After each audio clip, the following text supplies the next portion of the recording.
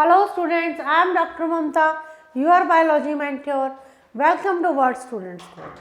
Today we will discuss another part of principles of inheritance and variation. Today I will discuss with you the dihybrid cross. See, थोड़ा सा introduction देखते हैं. Grazer John Mendel was the first person who discovered the basic principles of inheritance. Grazer John Mendel first person थे जिन्होंने क्या discover किए, principles of heredity during the mid 19th century. Mid 19th century में Gregor John Mendel first person थे जिन्होंने law of inheritance discuss किए. इसी कारण उन्हें क्या कहा जाता है, father of genetics. Father of modern genetics Gregor John Mendel है. He conducted experiments in his garden on pea plant and observed their pattern of inheritance from one generation to next generation. एक बात समझ लो कि grazer John Mendel जो कि father है modern genetics के, उन्होंने क्या किया, दे studied on the Pisum sativum plant, P plant पे उन्होंने अपनी स्टडी की. एंड दे उन्होंने क्या बताया, told us, they studied, उन्होंने बताया हमें कि जो इनहेरिटेंस है करेक्टर्स का, ठीक है, जो इनहेरिटेंस है करेक्टर्स का from one generation to next generation, ये उन्होंने हमें बताया.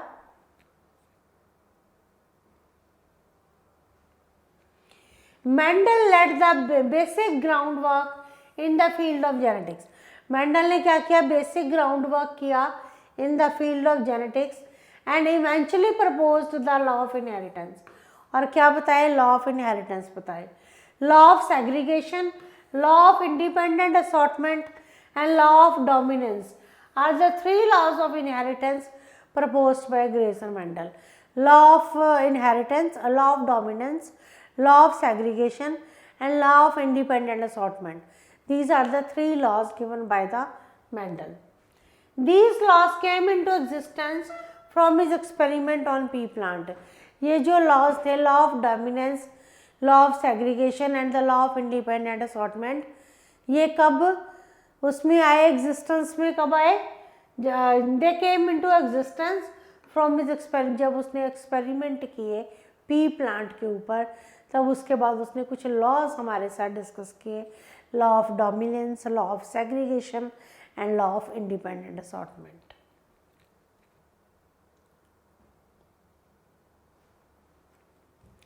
Mendel first studied the inheritance of one gene in the plant through monohybrid cross. Mendel ने क्या स्टडी किया था, inheritance of one gene. Mendel first studied the inheritance of one gene through monohybrid cross. Inheritance of one gene, how the one gene is inherited from the parents to the next generation. How one character is inherited from the parents to the next generation. ये किसने study किया, Mendel ने monohybrid cross में.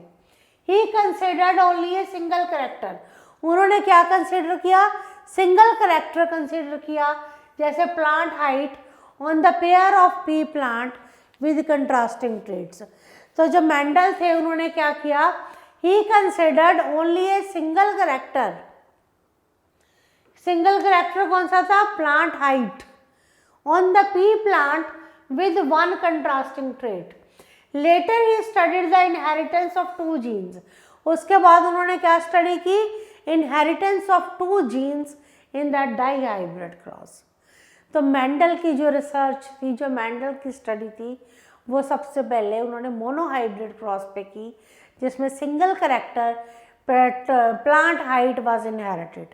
Then he shifted to the inheritance of two characters which is known as dihybrid cross.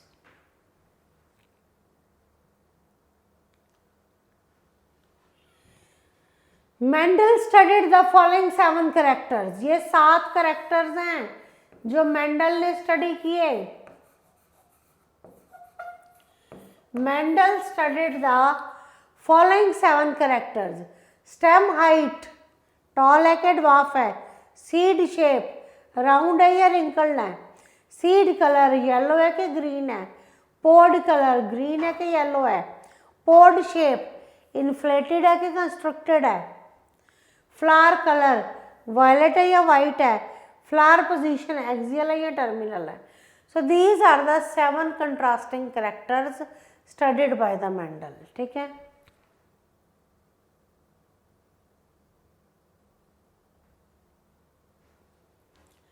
Dihybrid cross, dihybrid क्या है? It is a breeding experiment between 2 organisms.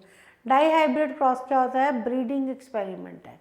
It is a breeding experiment between 2 organisms which are identical hybrids for 2 traits.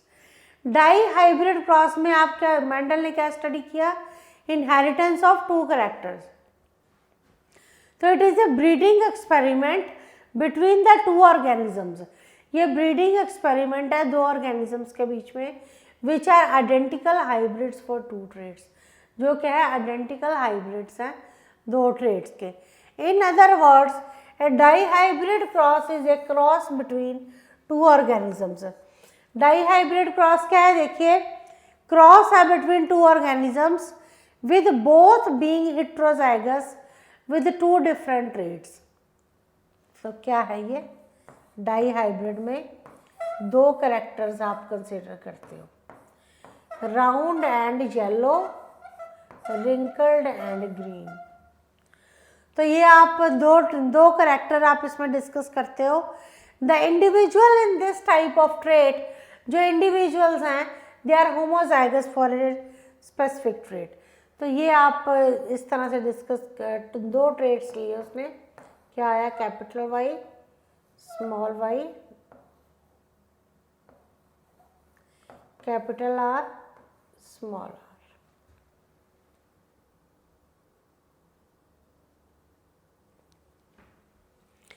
These traits are determined by, ये जो traits थे इनको कौन determine करता था?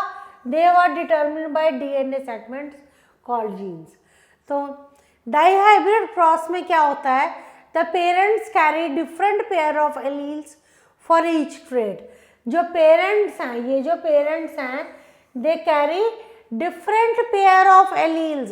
इनमें different pair of alleles हैं for each trait. One parent carries homozygous dominant allele. जो एक पेरेंट है वो क्या कैरी कर रहा है?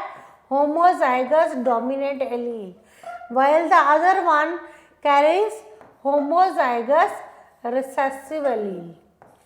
एक कैरी कर रहा है homozygous dominant allele, while the other one carries homozygous recessive allele. और जो ऑफस्प्रिंग प्रोड्यूस होता है after the cross in the F1 generation, वो क्या होते हैं? They all are heterozygous for specific characters.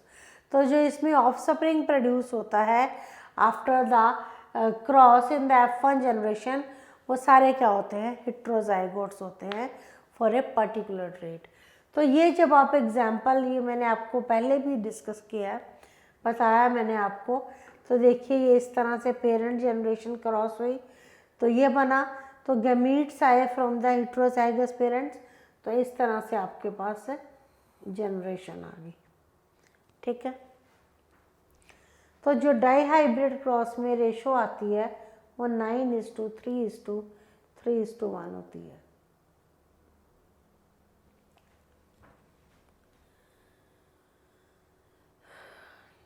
Dihybrid cross में मैंने आपको बताया कि मेंडल ने क्या लिए? Wrinkled green and red yellow seeds. Capital R, capital R, capital Y, capital Y. Round yellow, they were crossed with small r, small r, small y, small y. Wrinkled green.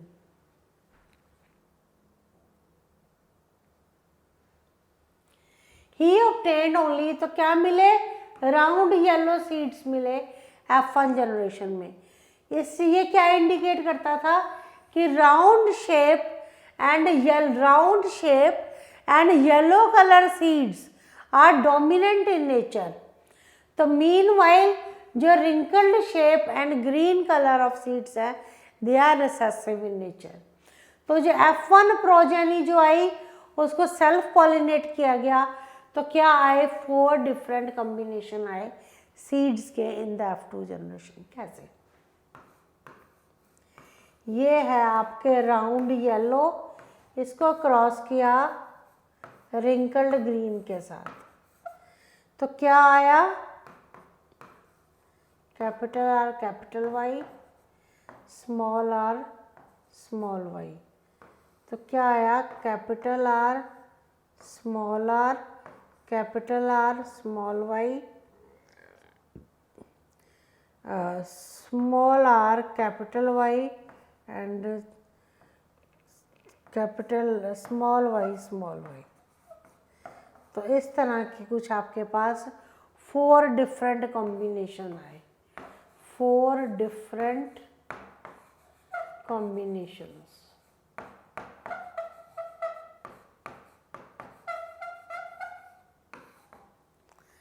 ठीक है जी।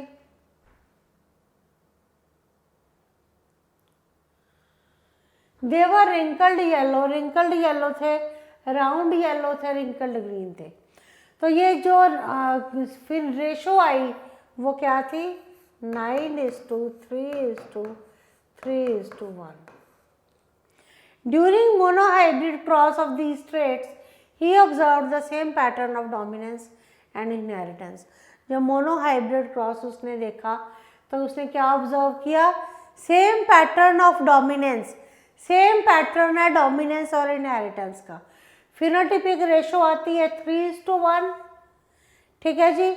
और ये जो ratio थी that was retained in the F2 generation in the dihybrid cross as well. तो यहाँ तक मैंने जो आपको पुनीत स्क्वायर बताया उसके साथ आप ये क्रॉस बनाएंगे। कहता है वाई कंसीडर करो येलो कलर के लिए, स्मॉल वाई ग्रीन कलर के लिए, कैपिटल R राउंड शेप के लिए, स्मॉल r रिंकल्ड शेप के लिए। मैं बताना चाहती हूँ capital R capital R capital Y crossed with small r small y small y, ये है। ठीक है जी। So I have discussed the dihybrid cross with you. Monohybrid cross, dihybrid cross, test cross, back cross, or Mendel laws, law of dominance, law of segregation, law of independent assortment, all are I have discussed with you. आप इसको cross बना के देखें, मेरी पिछली videos देखें, मैंने सारे क्रॉस बताए हैं। आप इनके क्रॉस बनाएंगे, उसके बाद पुनीत स्क्वायर बनाएंगे। मैंने एक मैथमेटिकल सी कॉम्बिनेशन बता रखी है पुनीत स्क्वायर की, उस पुनीत स्क्वायर को आप बनाएंगे तो उसके बाद आपको क्या पता लगेगा कि जब आप पुनीत स्क्वायर बना लेंगे तो उसके बाद आप इजीली बता सकते हैं कि आपके पास कौन सी जो रेशो जो आती है 9:3:3:1 कैसे आती है। अगर इस रेशो में भी कोई कन्फ्यूज़न है कि ये रेशो कैसे आ रही है तो एक अभी लेक्चर नेक्स्ट मेरा आएगा जिसमें मैं सिर्फ डाई हाइब्रिड क्रॉस ही आपको, मोनो हाइब्रिड और डाई हाइब्रिड सिर्फ ये 2 क्रॉस ही डिस्कस करूँगी। और एक लॉ मुझे और डिस्कस करना है, लॉ ऑफ इंडिपेंडेंट असॉर्टमेंट। ये तीनों चीज़ें एक ही लेक्चर में आएंगी, नेक्स्ट लेक्चर होगा वो। तो उसके समय आई गेस की जैसे जैसे हम ये principles of inheritance and variation पढ़ते जा रहे हैं आपको धीरे धीरे कंसेप्ट क्लियर हो रहे हैं। तो वेट कीजिए नेक्स्ट लेक्चर की, ये तीनों चीज़ें हम डिस्कस दोबारा करेंगे। Thank you.